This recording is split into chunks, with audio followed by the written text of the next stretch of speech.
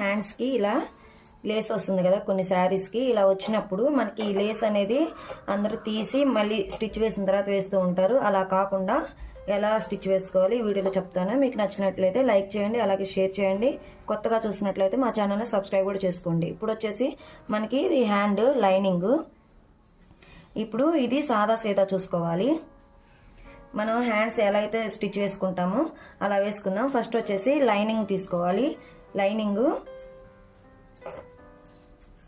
ఒక సైడు మీరు ఎంతైతే ఖర్చు పెట్టుకున్నారో ఆ ఖర్చు వరకు ఇలా పెట్టేసుకొని ఒక స్టిచ్ అనేది వేసుకోవాలి.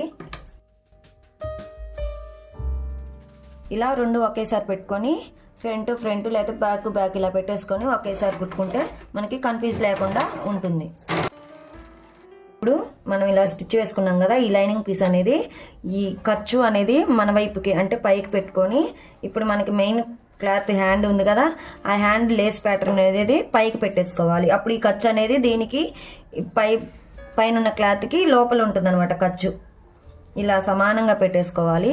పెట్టుకొని సన్నగా చివరన స్టిచ్ అనేది వేసుకుందాం. ఇలా రెండు సమానంగా పెట్టుకొని ఇలా స్టిచ్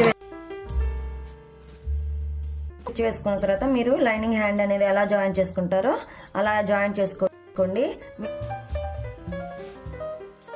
ఇలా జాయిన్ చేసుకున్న తర్వాత ఎక్స్ట్రా ఉన్న పీస్ మొత్తం కూడా కట్ చేసుకోవాలి.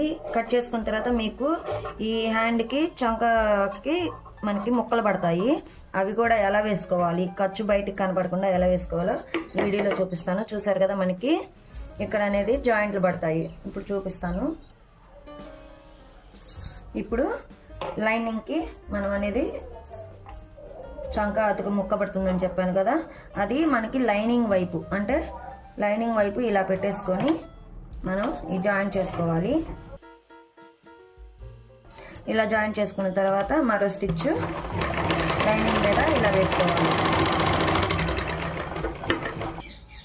ఇలా వేసుకున్నాం కదా, ఇప్పుడు మరో సైడ్ కూడా వేసుకుందాం. ఇప్పుడు హ్యాండ్కి పైన మెయిన్ క్లాత్ కూడా జాయిన్ చేసుకుందాము. ఇలా మొత్తం జాయిన్ చేసుకొని ఒక స్టిచ్ అనేది వేసుకోవాలి.